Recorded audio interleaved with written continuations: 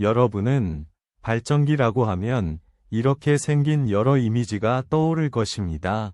그렇다면 발전기가 근본적으로는 무엇인가? 라는 질문을 할 수 있는데 그 정의는 바로 역학적 에너지를 전기 에너지로 변환해주는 장치입니다. 이러한 정의는 추상적으로 느껴질 수 있으니 예시를 들어보자면 화력발전기는 수증기의 움직임으로 전기를 만들고 수력발전기는 물의 움직임, 풍력발전기는 바람으로 전기를 만들어냅니다. 즉, 공기나 물의 움직임 또는 불에서 나오는 열과 같이 저희가 직접적으로 쓰지 못할 에너지들을 저희가 모든 전기 제품에 사용할 수 있는 전기 에너지로 바꿔주는 중요한 역할을 하는 모든 것들이 발전기입니다. 거의 모든 것이 전기를 사용하는 오늘날의 발전기는 없으면 안 되는 만큼 종류와 형태도 여러 가지입니다. 그렇다면 지금부터 이러한 발전기의 원리는 무엇인지 알아보겠습니다. 여기 많은 분들이 접해보셨을 흥미로운 상황이 있습니다. 코일과 검유계로 이루어진 회로와 자석이 있습니다. 이제 자석이 코일의 근처에서 움직이면 전류가 흐릅니다. 자석은 분명 자기장을 만드는 물체이죠. 자기장의 원천인 자석이 움직이는데 왜 전류가 생기는 걸까요? 실험을 해보면 다음과 같은 코일과 자석에서 자석이 내려갈 때 화살표 방향이 전류 흐름이, 자석이 올라갈 때 반대 방향의 전류 흐름이 생김을 확인할 수 있었습니다.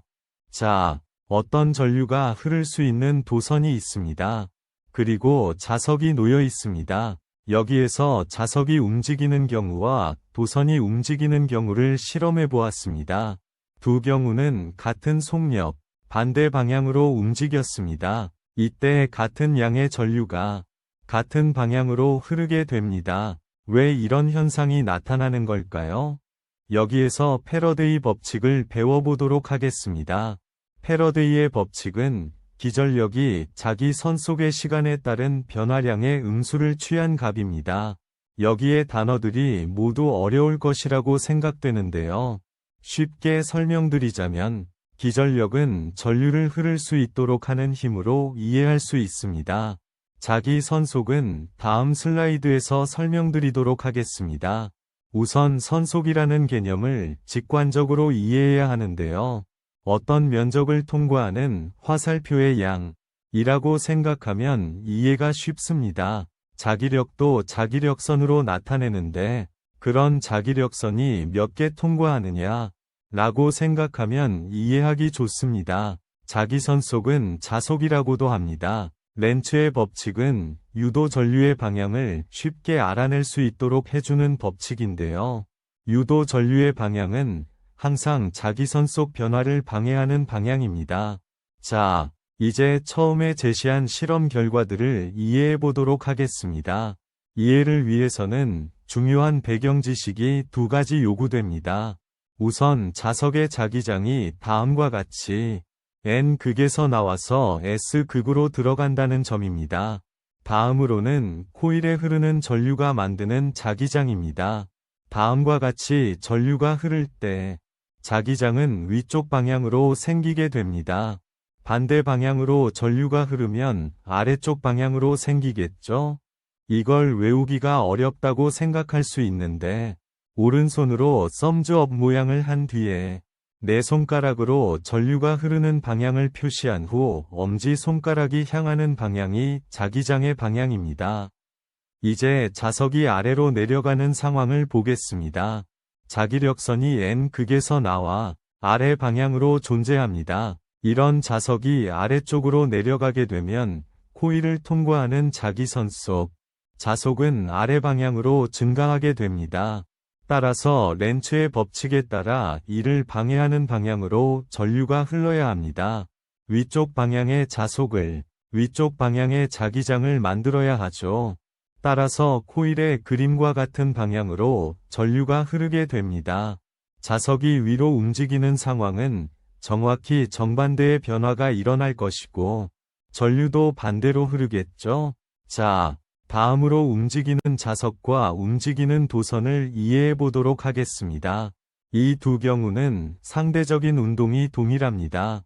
자석이 움직여서 가까워지느냐, 도선이 움직여서 가까워지느냐의 차이만 있죠. 그런데 패러데이의 법칙을 다시 보면 기전력은 자기선 속의 변화에만 관련이 있습니다. 따라서 상대적인 운동이 같으면 자기선 속의 변화는 같게 되고 같은 효과가 나타나게 되는 거죠. 이렇게 패러데이 법칙과 렌츠의 법칙에 대해 이해해 보았습니다. 지금까지 논의한 전자기 이론을 바탕으로 발전기에 적용시켜 보도록 하겠습니다.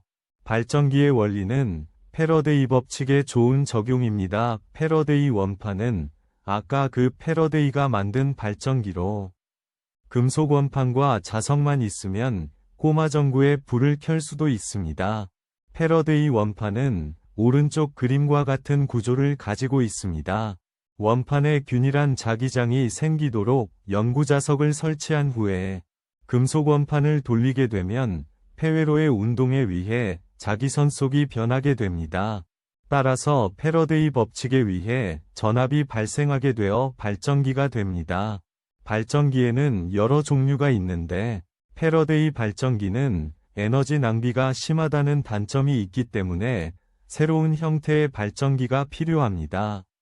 이 그림은 과학 시간에 한 번쯤 보았을 대표적인 발전기입니다. 회로에 전압을 걸어주면 도선이 힘을 받아 회로가 돌아가는 것으로 수업 시간에 배웠을 텐데 반대로 회로를 돌려도 전압이 발생하게 됩니다. 이러한 형태의 발전기에서 정류자라는 장비가 쓰이게 되는데 이는 직류가 필요할 때 쓰이는 것입니다. 위의 발전기에서는 주기적으로 전압의 방향이 바뀌는 교류전압이 생성되는데 정류자를 이용하면 바뀌지 않도록 해서 직류를 만들 수 있습니다. 선형 발전기는 자석이 솔레노이드 내부를 왕복운동하도록 하는 발전기입니다. 자석이 미끄러질 때 패러데이 유도에 의해 교류전류가 발생하게 되며 이를 이용한 패러데이 손전등이라는 것이 존재합니다. 현대에는 자석으로 만들 수 있는 자기장이 너무 작기 때문에 전자석을 이용해서 강한 자기장을 만들어 발전기를 돌립니다. 이외에도 유도 발전기라는 것이 존재하는데 궁금하시다면 한번 찾아보는 것도 좋을 것 같습니다. 다음으로는 지금 사용하는 발전소들에 대해 얘기하겠습니다. 먼저 화력 발전, 태양열 발전, 지열 발전, 원자력 발전, 그리고 핵융합 발전이 있습니다. 이들의 발전 방식은 모두 다르지만 한 가지 근본적인 공통점이 있습니다. 바로 열을 이용해 물을 끓여 수증기로 증기 터빈을 돌린다는 것입니다. 그 후 증기 터빈이 발전기를 돌려 전기를 만들게 됩니다. 최첨단일 것 같은 원자력 발전과 핵융합 발전도 이를 사용하는 것이 의외일 것 같지만 실제로 효율이 가장 높은 방식이고 모두 합치면 세계 전력 생산의 80%를 차지하고 있습니다. 화력 발전소의 경우에는 연료를 태워서 만든 열로 증기 터빈을 돌려 발전을 진행합니다. 원자력, 핵융합, 지열, 태양열 등의 발전소도 발전 구조는 복잡해 보이지만 공통적으로 증기 터빈과 발전기가 존재하는 것을 확인할 수 있습니다. 수력, 풍력 발전은 앞서 말한 발전소들과 살짝 다릅니다. 열을 사용해서 물을 끓이지 않고 회전을 이용해 직접 발전기를 돌립니다. 앞서 말한 발전기들은 모두 전자기 유도를 이용해 전기를 생산합니다. 그러면 발전기를 돌리지 않는 발전은 있을까요?